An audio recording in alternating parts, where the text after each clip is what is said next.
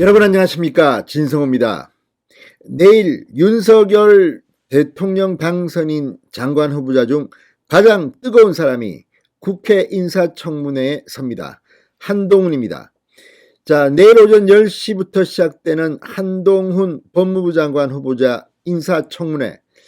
지금 민주당은 벼르고 있지만 딱히 공격 포인트를 찾지 못하고 헤매고 있는 것으로 보입니다. 그동안 한동훈 후보자의 발언들은 찔끔찔끔 소개됐지만 방금 전 한동훈 후보자가 1000페이지가 넘는 방대한 분량의 답변서를 국회 법사위 인사청문회에 제출했습니다. 그 내용을 들여다보면 문재인 대통령은 얼굴이 후끈거릴지도 모릅니다. 조국, 추미애, 그리고 유시민. 아무튼 민주당 의원들 상당히 필요 없는 것 같은 질문들도 막 합니다. 그럼에도 불구하고 한동훈 후보자는 아주 조리 있게 조목조목 답변을 하고 있습니다. 김건희 여사와의 관계를 묻는 인간이 있는가 하면 딸 문제, 아무튼 인신공격적인 질문도 마다 않고 다 성실하게 답변했습니다. 무엇보다 문재인 대통령이 마지막 국무회의에서 공포한 검수완박법에 대해서는 확실하게 입장을 분명히 하고 있습니다. 그리고 문재인 정권에서 자행됐던 검찰 내 이야기에 대해서도 민주당 의원들이 공격하든 말든 소신 발언을 하고 있습니다. 이걸 보면 확실히 한동훈은 물건입니다. 진성호의 융단 폭격 시작합니다. 더불어민주당을 융단 폭격합니다. 방송에 앞서 아직 진성호 방송의 구독자가 아니신 분은 붉은색 구독 버튼 눌러주십시오. 더 좋은 방송으로 보답하겠습니다. 1128페이지입니다. 한동훈이 인사청문회에 제출한 답변서입니다. 자, 이 서면 질의 답변서에서 자신을 대통령에 버금가는 권력을 가진 이른바 서통령이라고 표현한 데 대해서 사실과 다르다고 생각한다. 장관으로 취임하게 되면 오직 헌법과 법률이 부여한 법무부 장관으로서의 임무에만 충실하겠다고 했습니다. 자, 그런데 이 민주당 의원들이 지금 서통령 이렇게 공격하는 것도 웃기는 것이 법무부 장관의 권한은 박범계가 있을 때나 추미애가 있을 때나 한동훈이 있을 때나 똑같습니다. 법에 따라서 권한이 있습니다. 그런데 이렇게 공포에 뜨는 이유가 뭘까요?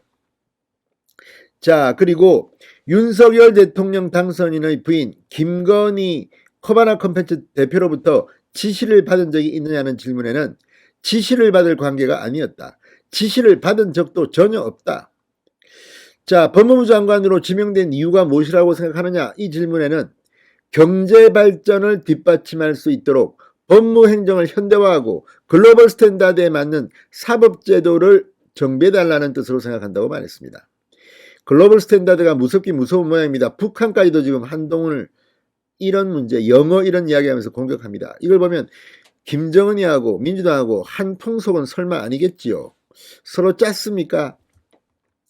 장관에 취임한다면 유시민에 대한 민사소송 제기를 취할 생각이 있느냐는 질문에는 유시민 전 이사장에 대한 민사소송 등 현재 진행 중인 소송들은 제가 할 일을 제대로 했다는 이유로 공직자에게 보복을 가하는 과정에서 발생한 불법 행위에 대한 것들이다.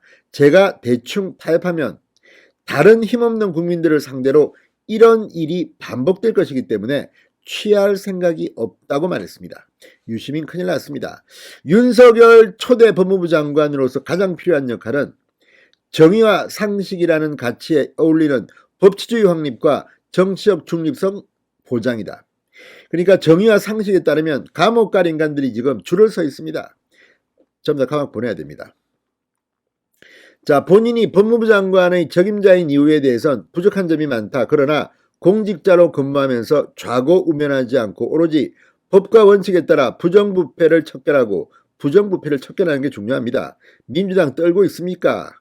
상식과 정의를 지키기 위해 각고의 노력을 다해왔다. 상식과 공정을 바탕으로 국민들께 힘이 되고 위로가 되는 법무행정을 실현할 수 있도록 최선을 다하겠다고 말했습니다. 아무튼 이를 보면 상당히 효율적인 답변을 하고 있는 것으로 보입니다. 자, 검사로서의 소명의식에 대해서는 무서운 말을 합니다. 검사의 일은 국민을 범죄로부터 보호하는 것이라는 생각으로 직무에 임했다. 자, 수사 기소권 분리, 검수완박에 대해서 수사와 기소는 본질적으로 분리할 수 없는 관계다. 현재의 시스템 하에서도 수사팀과 결재권자 사이에 토론과 설득을 통한 건강한 긴장관계가 형성돼 합리적인 방향으로 의사결정이 이루어져 왔다. 수사 기소를 기계적으로 분리할 경우 기업범죄, 금융범죄 등 이해관계가 첨예하게 대립되는 복잡한 사건에서는 직접 수사를 하지 않은 사람은 증거관계나 사건 내용을 장악하기 어렵다. 제대로 된 기소 판단이나 공소 유지를 하지 못해 문제가 발생할 우려가 있다. 신종 분야나 어려운 법리가 요구되는 사건에 있어서 법률 전문가인 검사의 오랜 수사 경험과 역량을 활용할 수 없게 되어 중대범죄 수사에 심각한 공백이 발생하고 그 피해는 일반 국민과 사회에 전가될 수밖에 없다. 그러니까 지금 이 민주당의 검수완박은 범죄자들을 위한 법이다. 이런 생각이 듭니다. 한동훈이 한 방으로 처리했습니다. 위헌 판단도 하고 있다고 했습니다. 그렇기 때문에 이거에 대해서는 한동훈 장관이 되면 법적인 대응을 하겠다는 겁니다. 자, 아무튼 문재인 대통령 정부 동안 이 검찰의 권력 비리 수사에 대해서도 비판했습니다. 살아있는 권력의 비리에 엄정하게 대응해야 하는데 지난 3년간 권력 비리, 경제 비리 수사가 제대로 이루어지지 않았다고 생각한다. 법무부 장관에 취임하게 되면 신분 및 지위 고하를 막론하고 엄정한 권력 비리 수사가 이루어질 수 있도록 제도와 수사 환경을 뒷받침하는 부분을 고민하도록 하겠다. 지위 고하를 막론하고 권력 비리 수사를 한다는 겁니다.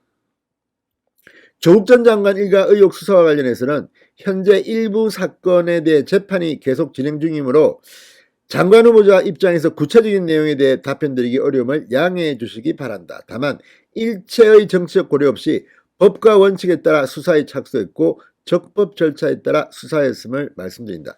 자, 이처럼 이제 앞으로 뭐 조국에 대한 구체적인 이야기 나오고 하면 이건 다 재판 진행 중입니다 하고 끝납니다. 자, 어쨌든 한동훈이 이렇게 당당할 수 있는 이유는 뭐겠습니까? 그만큼 민주당 정권의 비리가 지금 많다는 반증일 수도 있습니다. 아무튼 한동훈이 장관이 되는 것을 이렇게 무서워하는 민주당 인간들 다 찔리는 데가 있어서 그런 것 아니겠습니까? 진성호의 융단 폭격이었습니다. 여러분 감사합니다.